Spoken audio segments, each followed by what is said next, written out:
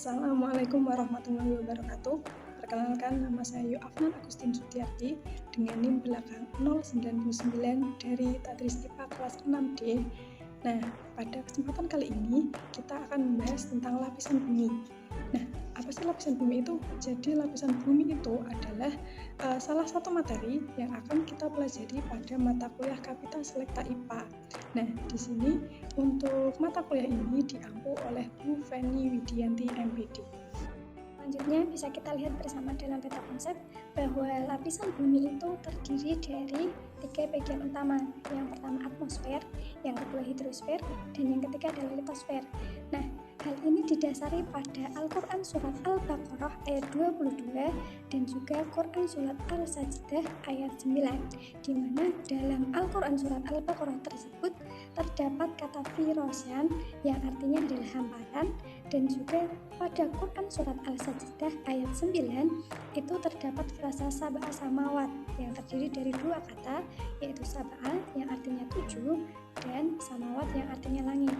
Nah, untuk pembuktiannya akan kita bahas pada materi berikut ini. Pertama adalah bentuk bumi. Bumi merupakan tempat hidup bagi manusia, hewan, dan juga tumbuhan.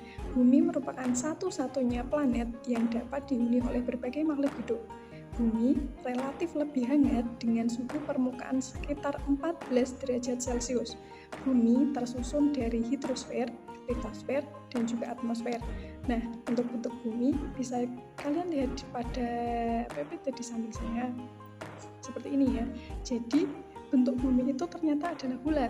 Nah, kenapa dalam Al-Quran Surat Al-Baqarah tersebut yang tadi itu menyebutkan bahwa bumi itu merupakan hamparan? Nah, itu terjadi karena saking kecilnya kita jika dibandingkan dengan permukaan bumi yang sangat luas. Jadi, ketika kita berdiri, itu bumi akan nampak seperti hamparan yang sangat luas. Padahal, jika ditarik tinggi ke atas, maka dapat dilihat bahwa bentuk bumi itu merupakan bentuk bulat seperti bola. Oke, setelah kita mempelajari tentang bentuk bumi, selanjutnya kita akan mempelajari tentang karakteristik bumi. Jadi bumi itu juga mempunyai karakteristik, nggak cuma orang aja ya. Yang pertama, jarak rata-rata dari matahari. Bumi mempunyai jarak rata-rata dari matahari itu sebesar 93 juta mil atau setara dengan 150 juta kilometer dalam satuan astronomi. Yang kedua, dilihat dari suhu rata-rata permukaan. Bumi mempunyai suhu rata-rata permukaan sebesar 50 derajat Fahrenheit atau setara dengan 15 derajat Celcius. Sedangkan diameter bumi itu mencapai 7.930 mil yang sama dengan 12.760 km. Selanjutnya panjang hari. Panjang hari telah kita ketahui bersama bahwa dalam satu hari bumi itu mempunyai waktu 24 jam. Untuk panjang tahun, bumi mempunyai panjang tahun sebesar 365,26 hari atau biasa dibulatkan sebagai 365 hari. Untuk jumlah bulan, bumi hanya mempunyai 1 bulan dan gravitasi serta permukaannya juga mempunyai 1. Lapisan yang pertama adalah atmosfer. Apa sih atmosfer itu? Jadi, dilihat dari bahasanya, yaitu atmosfer berasal dari bahasa Yunani yang terdiri dari 2 kata, atmos dan spaira. Atmos artinya adalah uap dan spaira adalah lapisan. Jadi, bila digabungkan, atmosfer merupakan lapisan uap yang menyelimuti bumi. Nah, bagian terluar bumi ini adalah atmosfer, di mana atmosfer itu bertugas untuk melindungi bumi dari radiasi berbahaya dan jatuhnya meteor. Yang selanjutnya, komponen gas penyusun dalam atmosfer itu ada 4 komponen besar.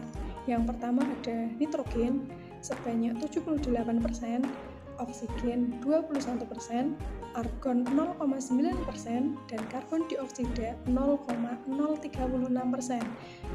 Selain keempat tadi, juga ada gas-gas kecil, di antaranya gas helium, kripton, xenon, neon, dan juga uap air. Selanjutnya ada lapisan atmosfer. Jadi, atmosfer itu terdiri dari beberapa bagian. Yang pertama ada troposfer. Lapisan troposfer berada pada ketinggian 0 sampai 10 km di atas permukaan laut dengan ketebalan sekitar 36.000 kaki. Yang kedua ada stratosfer. Lapisan stratosfer berada pada ketinggian 10 km sampai 50 km.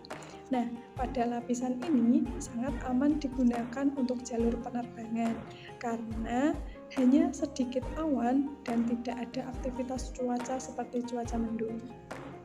Lapisan yang ketiga adalah mesosfer. Jadi, lapisan mesosfer ini terletak di atas stratosfer dengan pembatas stratopause yang berada pada ketinggian 50 sampai 85 km. Kemudian, yang keempat ada termosfer. Lapisan termosfer merupakan lapisan yang panas dengan suhu mencapai 80 derajat Celcius. Lapisan atmosfer yang terakhir adalah eksosfer, di mana eksosfer merupakan lapisan atmosfer terakhir yang ketinggiannya berada pada 800 hingga 3260 km dari permukaan bumi. Jadi, eksosfer ini merupakan lapisan yang paling atas dari atmosfer. Dan lapisan paling bawahnya bernama troposfer. Nah, lapisan-lapisan inilah yang dimaksud dalam Quran Surat Al-Sajdah yang telah kita bahas tadi, bahwa bumi itu mempunyai 7 lapisan langit. Beberapa ilmuwan berpendapat bahwa 7 lapisan bumi itu yang dimaksud adalah lapisan atmosfer. Yang pertama ada troposfer, yang kedua tropopause, yang ketiga stratosfer dan stratopause, kemudian mesosfer dan termosfer. Kemudian tekanan udara di atmosfer. Tekanan udara merupakan tekanan atmosfer pada seluruh permukaan yang bersentuhan dengannya. Tekanan atmosfer ini diberikan oleh partikel-partikel gas yang menyusun atmosfer. Tekanan tersebut sebanding dengan gaya yang diberikan partikel dan berbanding terbalik dengan luas bidang yang dikenainya. Sedangkan besarnya gaya yang diberikan oleh partikel-partikel atmosfer sebanding dengan berat yang dimilikinya. Kemudian, lapisan kimia atmosfer. Berdasarkan komponen-komponen bahan kimia yang dimiliki, atmosfer dapat dibagi menjadi beberapa bagian. Pertama, homosfer. Lapisan homosfer berada pada ketinggian sekitar 0 sampai 10 km di atas permukaan laut. Nah, jika dilihat dari namanya, homosfer itu adalah lapisan yang mempunyai komponen utama yang sama. Jadi dalam homosfer itu tidak ada komponen satu dan yang lainnya, hanya satu komponen saja. Yang kedua, lapisan heterosfer. Lapisan heterosfer berada di atas homosfer dengan komposisi utama gas-gas yang memiliki kerapatan lebih besar di antara gas oksigen dan juga nitrogen. Jadi dalam heterosfer ini hanya ada 2 gas, yaitu oksigen dan juga nitrogen. Lapisan terakhir adalah ionosfer. Lapisan ionosfer merupakan lapisan teratas atmosfer. Nah, ionosfer mengandung sejumlah besar ion, yaitu partikel-partikel yang bermuatan listrik. Lapisan ion sangat berpengaruh pada transmisi radio dan terjadinya aurora. Nah, bagaimana cara kita membedakan antara ketiga lapisan tersebut? Kita bisa melihat perbedaannya dengan melihat namanya, di mana homosfer itu adalah gas-gas yang sama, sedangkan heterosfer itu gas yang berbeda, yaitu oksigen dan juga nitrogen, sedangkan pada ionosfer itu sebagian besarnya adalah gas ion. Yang kedua ada hidrosfer. Nah, hidrosfer ini berasal dari kata Yunani, yaitu hidros yang artinya air dan sphaira yang artinya adalah selimut. Jadi, hidrosfer berarti selimut air pada bagian bumi. Hidrosfer nampak seperti selimut berwarna biru, hampir 70% permukaan bumi merupakan air. Dengan demikian, dapat disimpulkan bahwa hidrosfer merupakan selimut air pada bumi. Nah, hidrosfer itu nampak seperti selimut bumi yang berwarna hijau. Jika kita lihat globe, itu hampir 70% permukaan bumi merupakan air. Keberadaan air terjaga dengan berlangsungnya siklus hidrologi atau siklus air. Siklus hidrologi mencakup semua perubahan baik jangka panjang maupun jangka pendek hidrosfer bumi. Jadi, siklus hidrologi itu bermula ketika air yang ada di daratan, air yang ada di laut, sungai, danau, dan juga di tumbuhan itu menguap dari daratan menuju ke awan naik secara vertikal. Kemudian, uap air tersebut dibawa oleh angin secara horizontal.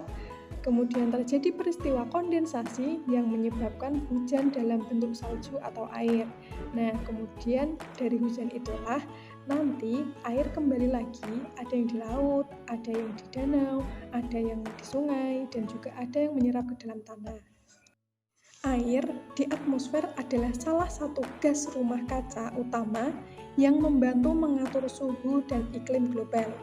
Perubahan kadar air di atmosfer dapat mengubah laju erosi berbagai unsur kimia di darat dan laju penguapan dari laut, dan keseimbangan di antara banyak lainnya.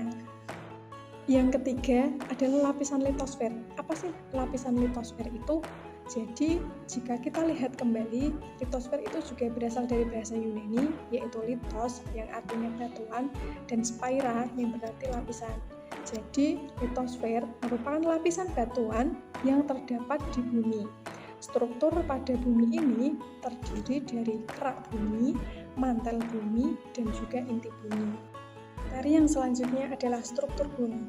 Jadi, bumi itu tersusun dari 3 komponen utama, yaitu kerak bumi, mantel bumi, dan juga inti bumi.